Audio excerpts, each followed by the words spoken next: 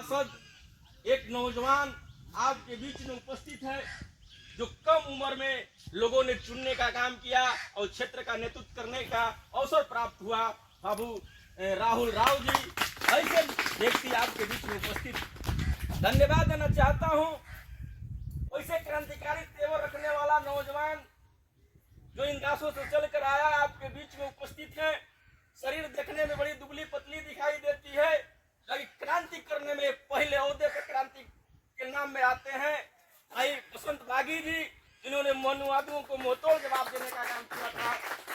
उसी ओहदे में मैं धन्यवाद देना चाहता हूँ अभिषेक बाबू, इसी कार्यक्रम स्थल पर उपस्थित है, जो चारीबड़ा गांव से आते हैं। क्रांतिकारी तेवर में रहकर एक कार्यक्रम को चलाने के लिए नौजवानों के साथ, हम लोगों के साथ सुचारू रूप से चलने का काम कर रहे हैं। धन्यवाद देना चाहता हूँ श्री विनयपुर से चलकर आए, हम लोगों के साथ हमेशा दुख सुख में खड़ा रहते हैं और जहां हम लोग चलते हैं अपना सहयोग और साथ देने का काम करते हैं। भाई सनुज नौजवान साथी, जो आप लोगों ने अपना कीमती समय देकर ये चौपाल पर बैठने का काम किया, और मैं कुछ नौजवान आपके बीच में आप ही के बस्ती के बगल से आए हैं ओड़सरा से, और उन्होंने ओड़सरा में हम लोगों ने कार्यक्रम किया। इन लोगों ने बढ़ चढ़ कर सहयोग दिया, और सहयोग देने के बाद उन्होंने कहा कि भाई आपका जहाँ कार्यक्रम होगा, हम इसी समाज के खून है और मेरा भी दायित्व बनता है कि समाज में चलकर और कार्यक्रम को सफल बनाने के लिए ऐसे नौजवानों को मैं धन्यवाद देना चाहता हूँ जो ओड़सरा से चलकर आए हैं। मैं इस कार्यक्रम को सुचारू रूप से चलाना चाहता हूँ। जब डॉक्टर B.R. अम्बेडकर का जब प्रतिमा दिखाई देता है तो मुझे एक याद आती है, वो याद आती है कि न तलवारों की धार से, न गोलियों के बौछार से, न तलवारों की धार से, न गोलियों के बौछार से ये देश चलता है तो डॉक्टर अम्बेडकर के संविधान से, डॉक्टर अम्बेडकर के संविधान से। आज बाबा साहब न होते तो समाज कहाँ होता? आज बाबा साहब न होते तो समाज कहाँ होता? किस हालत में होता, किस व्यवस्था में होता? धन्य है डॉक्टर B.R. अम्बेडकर साहब, आपने 4 बेटाओं की बलिदानी देकर, और उस पत्नी, आपकी पत्नी रामाबाई ने जो अपना मेहनत करके गोबर बीनकर उसको पाथ कर झुलवा कर उसको बेचकर आपको पैसा देकर पढ़ाने का काम किया, और उस सपने को आपने चकनाचूर कर दिया। इसलिए इस बात को कहना चाहता हूं, जब रामाबाई का सपना कब टूटता है?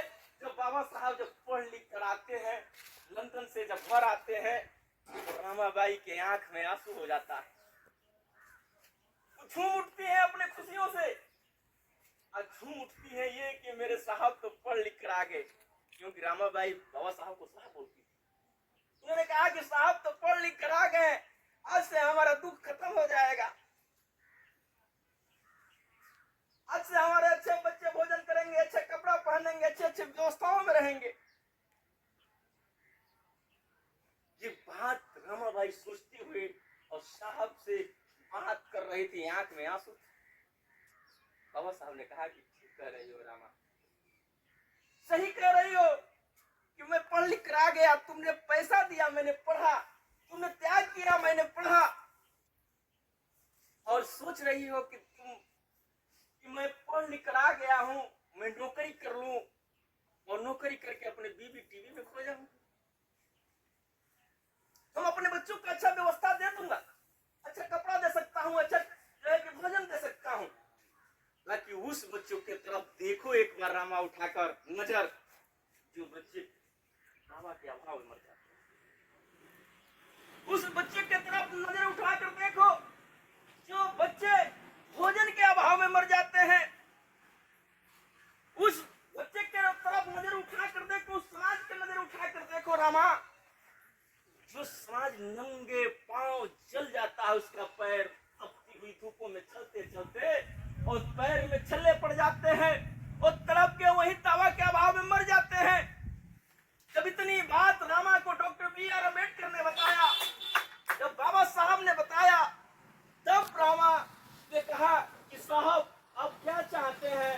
उन्होंने कहा कि मैं रामा चाहता हूं कि हमारे ऐसे बच्चों के तमाम जो है कि अच्छी व्यवस्था मिल सकती है, ताकि मैं लाखों करोड़ों गरीबों मजदूरों के बच्चों को मैं अच्छा व्यवस्था दिलाने के लिए, अच्छा भोजन दिलाने के लिए, अच्छा कपड़ा दिलाने के लिए मैं लड़ाई लड़ूंगा। रामा ने आंख में आंसू था, ताकि चेहरे पर मुस्कान आ गया कि जिस पति को हमने पढ़ाया, जिस पति को हमने मेहनत किया, और पति का सपना था कि समाज का नेतृत्व करे, समाज के हित में काम करे, तो रामा ने बड़ी शालीनता से कहा कि साहब आपका कभी बाधा नहीं बनेगा। और उन्होंने बाधा नहीं बना, इस समाज को उठाने का काम किया डॉक्टर बी.आर. अम्बेडकर साहब ने।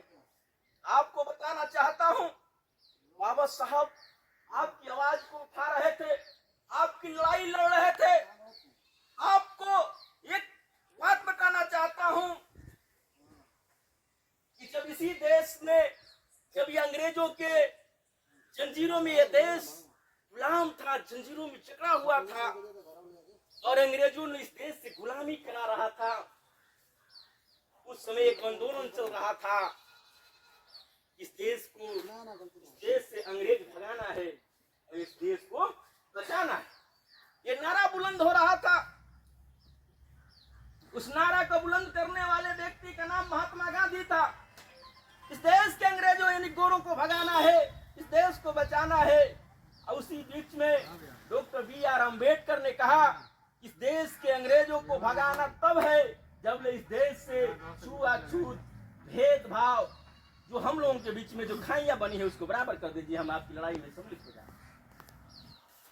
Doctor B R. अम्बेडकर का कहना था, और बाबा साहब ने उस लड़ाई में इस समाज के जो नेतृत्व कर रहे थे, इस समाज के नेता बन के वो लड़ाई लड़ रहे थे। आपको बताना चाहता हूं, 1932 में बाबा साहब क्या करते हैं, इस समाज के अच्छे भविष्य का कामना करते हैं, इस अच्छे समाज का उत्थान के लिए 1932 में 2 वोट का अधिकार ला दिए। इस समाज का उत्थान हो जाएगा, इस समाज का विकास हो जाएगा। जब 2 वोट का अधिकार डॉक्टर बी.आर. अम्बेडकर ने लाए, तो हम बताना चाहता हूं मेरे सम्मानित साथियों, इस बात को याद करने की जरूरत है।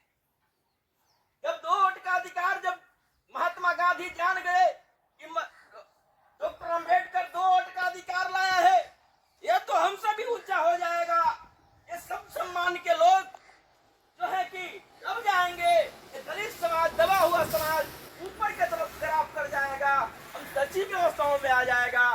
तो उसने एक लड़ाई छोड़ दिया, जो लड़ाई चल रही थी इस देश में, अंग्रेजों को भगाना है, देश को बचाना है, वो लड़ाई छोड़ दिया महात्मा गांधी, और हम लोगों के विरुद्ध में लड़ाई चालू कर देता है।